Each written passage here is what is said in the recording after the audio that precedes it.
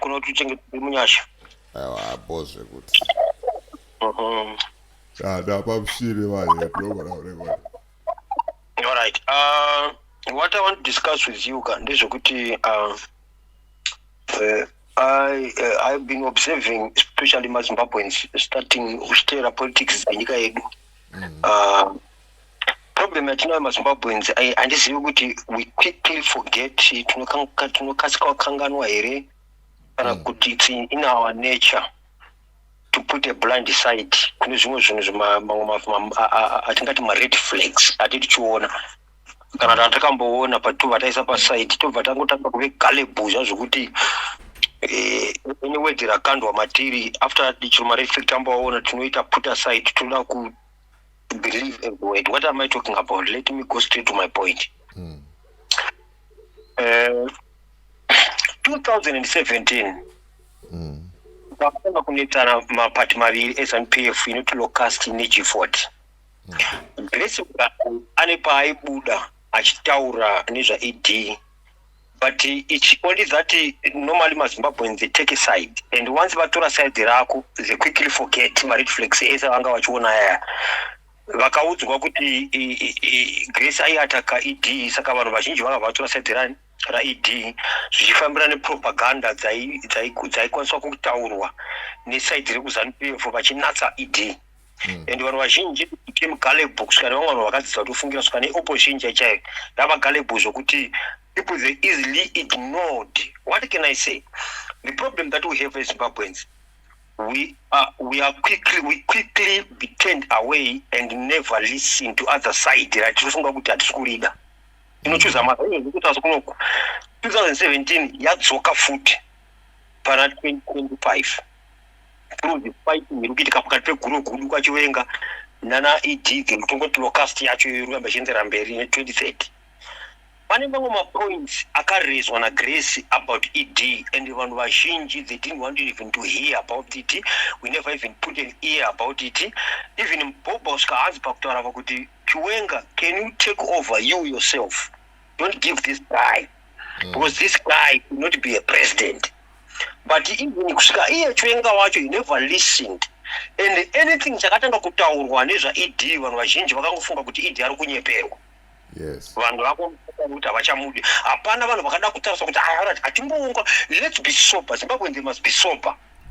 In the middle of the storm, this is the prayer that I'm praying kuti Mwari atibatsira so that we cannot repeat the same mistake. Because in the a mistake is not a mistake when you do a mistake, but a mistake is a mistake when you repeat a mistake. So once you do something for the first time, that's not a mistake.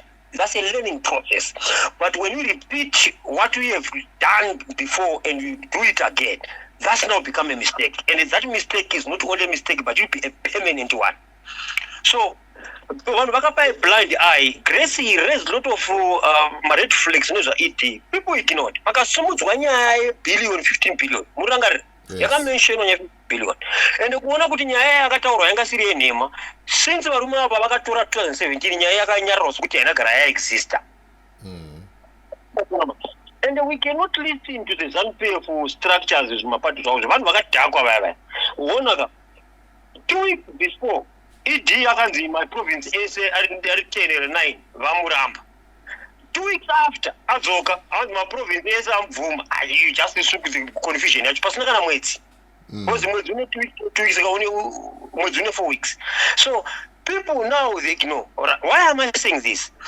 Pane nyaya yakatemba yasimuka kunzi Temba akapuwa mari foreign fine ichokwadi kuti aite demean the zita general, right? Kuti ave achisvibisa zita general. But let us be sober just for a moment.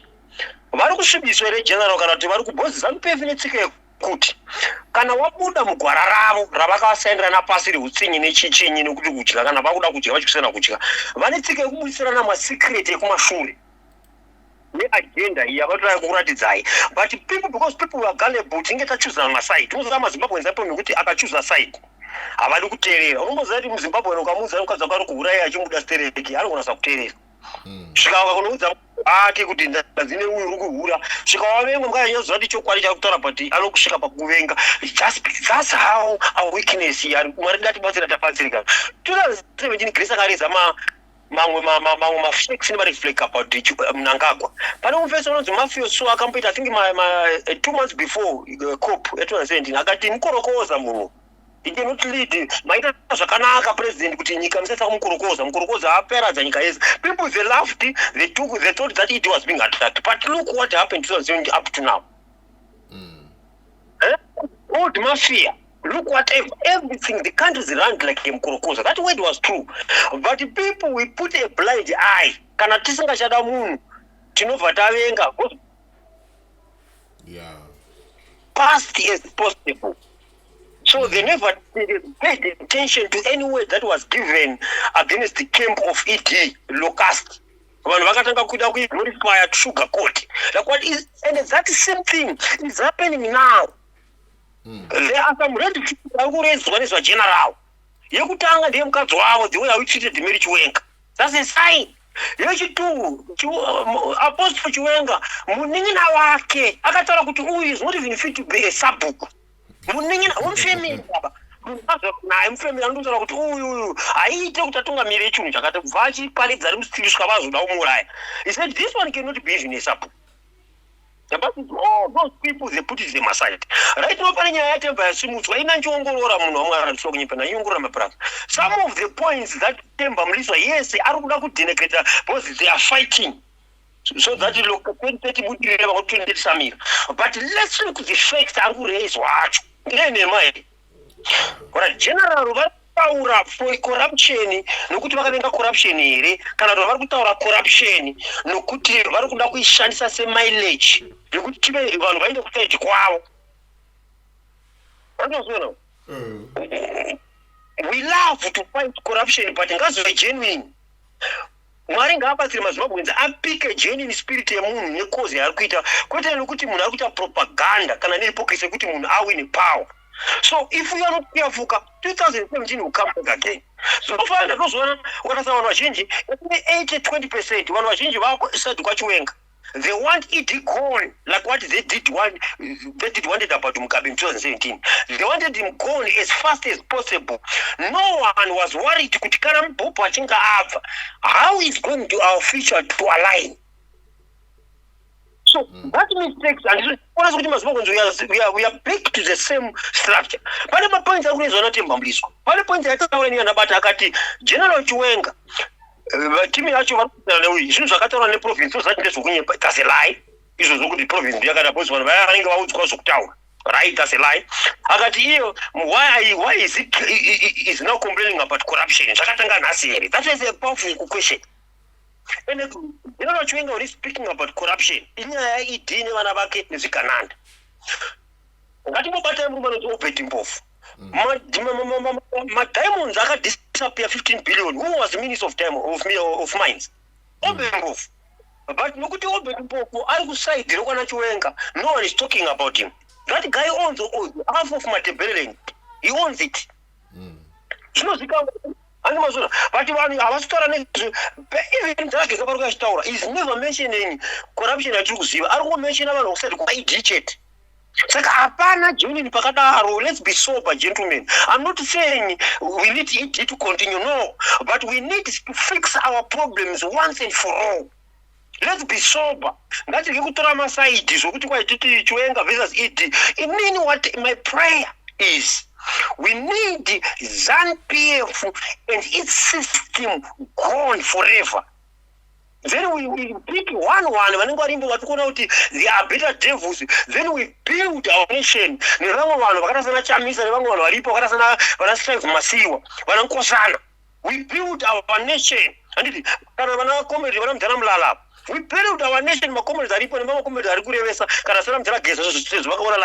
We build our nation. Because these people, they are not fighting for the real cause. They are fighting each other exactly like what happened between Locust and G-Port. You see, the same problem is now Kudokuru versus Locust again. Yeah, 2030. Which is not proper. Because the Panama faith are raised on it. But people are ready to put death in. Abasuda utera mapicture acharezwa sorry ndokuda kwa general vanhu vachaignore. I know people will ignore them. Then when they ignore them, we will do like what we did after 2017 kuti grace akataura chokwadi. Right now most of the people they are regretting kuti ndisina kutiri akaterera mashoko agrace. Go pa Twitter, pa X, go pa Facebook. Uone kuti vanhu vangane vari kuita rewind ma statement aitaurwa na Grace. Chero aitaura hake nekuti Grace angasiri politician. Saka akashaya platform yekuleya ma facts ake, but akareza ma facts. And Bobo was the pre-election at 2018. Akabuda achisupport Kamisa. Achiti vanhu havasavhotera idi. But the people, they put aside. So, Masmao never kuti kana tada munhu warnings that we have been given. So, it's my prayer kuti Mwari atibatsira Masmao to put a blind eye and a deaf ear. Let us listen to what is General Chiwenga for. Because General Chiwenga angatora nyaya kuraku. Why is Taura never going to go cast chete? What said with 2030? Why is not mentioning everyone who's doing corruption? We know ZANU-PF, hakuna mcheni. ZANU-PF. A lot of people are doing corruption, but they are quiet about one verse vasiri society. 2030 corruption aya iri kunyaradzwa iri kutsikwa-tsikwa. Vanhu vese vari kusari kwe2030 ndivo vanenge vada kufungurwa nyaya dzavo. Vachichenesa iyo generally akutonge like a cent. We know we make some mistakes, but what I'm trying to Zimbabweans, let's have a genuine cause. Let's have a genuine fight. Let's have a genuine liberation. Not zokuya tichinyepera zokuti kana tikapakatora chokwadi cha General Chiwenga toti no is demeaning. Vakusvika General Chiwenga kuti ID2030 ndembe. Yes, it's the true vakusvika but in the mind. Let's look kuti zvakutara pana vafixe chokwadi iri panyaya dzavari kupomerwa. Iwo General Chiwenga sei vachitaura nyaya yecorruption vachiita zvakananda nekuno. It's same as what happened in Paristolicus. We are targeting the criminals around Robert Mugabe. Who are the criminals? Havana kutora mazita ndiwo macriminals ariko nhasi aya akubuda. 2018 general was there, was quiet, machine akarigwa. No one came in public kuti udza machine akarigwa sei. Mujana kesa pamadresi ake ese ndipo pane mongo wenyaya atauri. 2023 machine akarigwa akangoti bvunzuru achangotanga muna match. He's not been speaking about it. They went quiet, and what they are doing, they want to take out ED nezvigananda zvavari kuzvigananda nokuti havasi kudya. Then they want to keep the system, so that system iyo yokuti kwamachina machiendera mberi. Kana marishana akusvika vanhu vachana vachitotswa vachirohwa zvakaita. So we need to do away with that. We need to do away with the politics of hatred. We need to do away with the politics of killing each other. We need to do away with the politics yekuti kana munhu saka opinion yake inoita sokuti atomuvengi pasinaye. We need to stop all that. How to stop it? We stop it by be able, let's be sober. Let's listen to the sober mind. Ngati yekupinda zvine my emotions. That's what I can say. When you are so emotional, my emotions we are no longer letting our brain and our mind, right mind of thinking, corruption.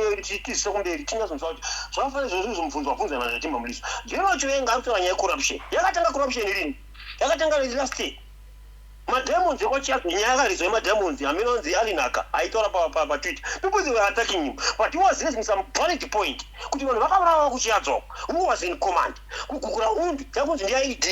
who was in command? Fifth Brigade, Yangariki, Yangarubla, Mdaramla, Chiwenga, Yangar in charge of it. But Zimbabweans, they will put a deaf ear. Why? Because now they are in love with Chiwenga. They want it gone. So what it means is, if we do that, we are building another beast in Chiwenga. We are building another ET in Chiwenga. We are building another 2017 in Chiwenga. We don't hate the men, but we want them to repent. Let's not be gullible.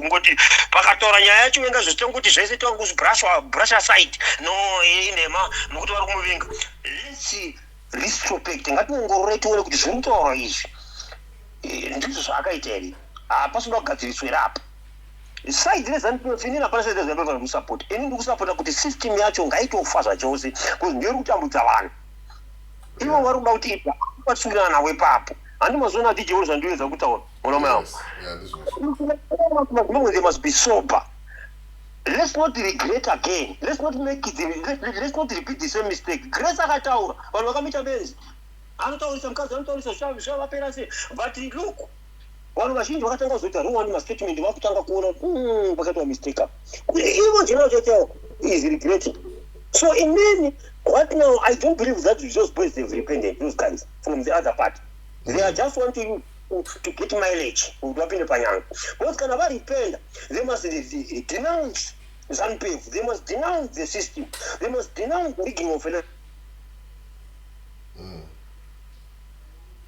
When people come with different opinions, they must denounce everything. You cannot have Winika kuti munhu wese akahamva angove munhu anokumbidza. So that was go and see Victor. You don't even that. Victor anotanga nasu. Vanga vakanyarara. Zvino chwenga akabuda kutaura kuti vanhu vari ku2030 inini tiri kusapota vaijoramba inyambe 2030. But right now tiri kuzvinzwa. He is not coming out kutaura. Vachiti kwai anozouraiwa anozodii. But he has the power. And he is saying it for the right. He has the power to say it. If truly that he wants to liberate our country, why is this? Why is this agenda yakawanda? Ende vanhu ngavambomira tsika iyoyo kuti vakaudzwa nyaya ujazvenga kana zvakati voti kwai tizitereri. Because mapodcast mazhinji ukaona izvozvo ari busy kuchenesa chiwenga kuti asikuti is a saint. But we all know who is this gentleman. So if we don't fix this problem, I'm sorry, we are building another ED on Chiwenga. We are building another one. We are building another 2017 on Wasuri.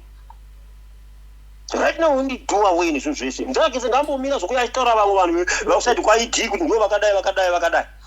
know all of them, those people, they are party of ZANU-PF.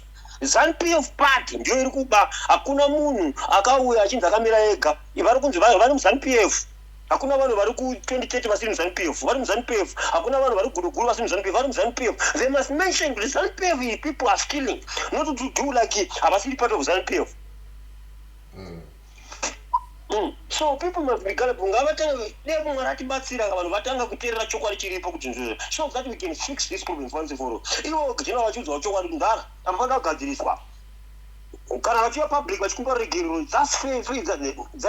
the fact. I apologize to the nation. No, we are wrong on this and this and this and this. Up and up and up. No more reforms at all as well. It's 2018, let's prepare for harmonized election, not 2028. They are not speaking they're not speaking about my reforms in my election. No one is mentioning that. What they want is to get rid of it. Yes, we want him caught for good because he's killing our country. He's like a head. But Akuna, isina muviri. Kana idiyari always without Chiwenga the vice president wewe and here part of this. What else did you say, Mr. DJ? I want to thank the evangelist. Thank you very much for your contribution. Yes, you are welcome, my brother.